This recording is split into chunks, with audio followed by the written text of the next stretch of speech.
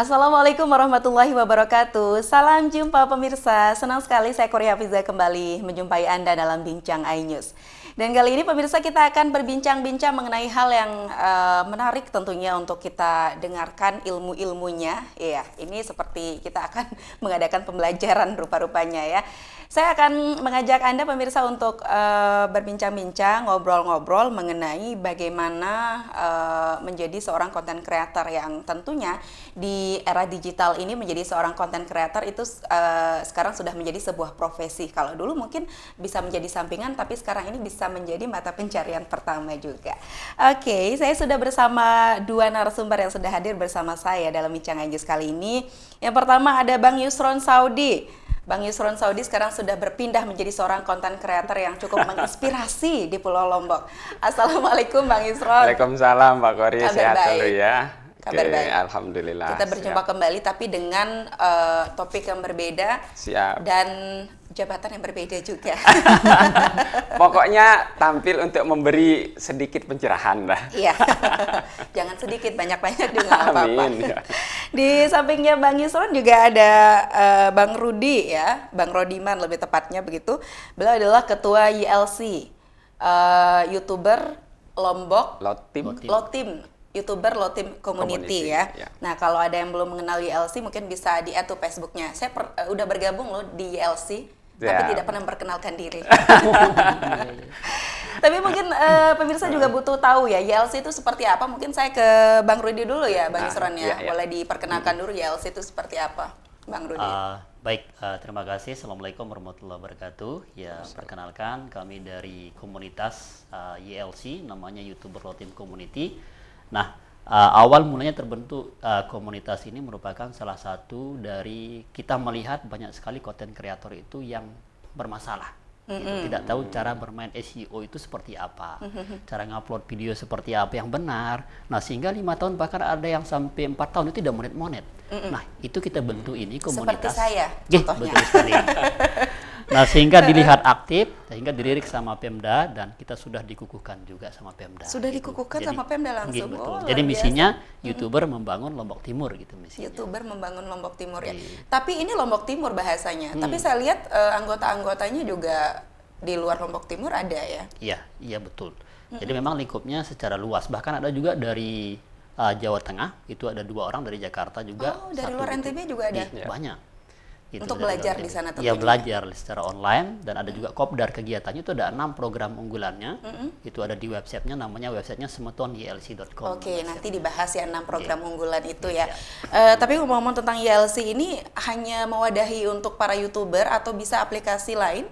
Konten kreator itu? Jadi memang kita awalnya dan fokus sekarang ini khusus di platform YouTube dulu.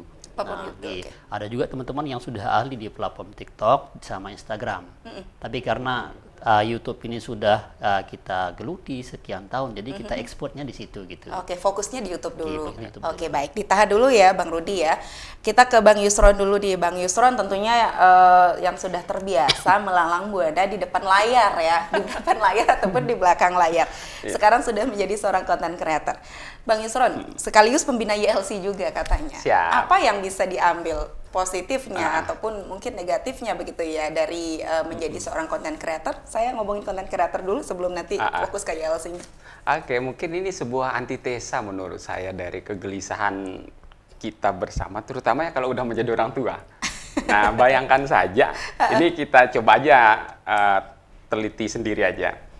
Dalam 100 kali scroll, ya, di semua platform, itu kira-kira yang menurut kita itu ada berapa yang muncul konten yang sering saya katakan berfaedah dibandingkan dengan konten yang anfaedah. Jadi kegelisahannya itu saja. Jadi ketika kita yang tahu, paham bagaimana cara membuat konten itu, tidak mau turun, bergerak untuk mengisi itu, ya maka kalau saya logikakan begini, ya kalau orang baik tidak terjun ke dunia politik, maka orang jahat yang akan berada di sana. Kurang lebih seperti itu.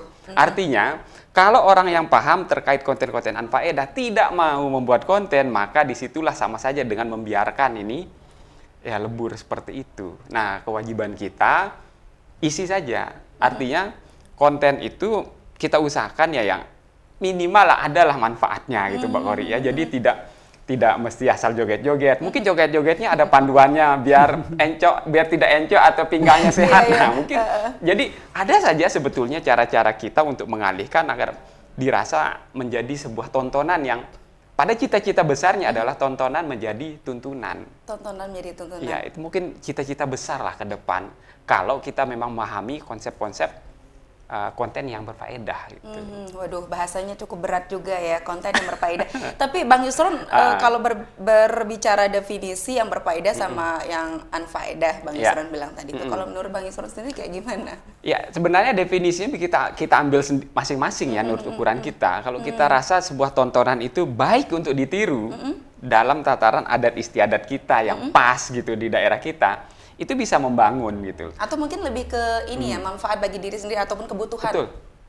Itu sangat betul. Jadi ketika kita mohon maaf suka nonton yang konten-konten yang nggak benar gitu ya, pada akhirnya 1000 kali kita scroll muncul itu aja. Iya, Karena algoritma media sosial saat ini membaca kita cukup dalam 3 detik loh. Iya. 3 detik kita nggak bergeser tuh, dia nyatakan kita suka. Betul. Pencarian juga menjadi Yakin, acuan mereka ya. konten berikutnya kita scroll akan sama, mirip gitu loh. Nah, jadi kecil kemungkinan muncul konten yang lain. Nah, Oke, baik. itu dia, Ditahan Mbak dulu Kori. Bang Yusron ya. Ya, Nanti kita boleh. lanjutkan lagi perbincangan kita. Ini menarik sekali ya, karena sekarang ini rata-rata orang pengen menjadi konten kreator. Tapi pertanyaannya adalah, sudahkah kita berusaha untuk menjadi konten kreator itu sendiri? Banyak yang bercita-cita tapi tidak mewujudkannya. Hanya keinginan semata. Tapi nanti kita akan lanjutkan ya, bagaimana agar bisa sukses menjadi konten kreator itu. Setelah jeda berikut ini.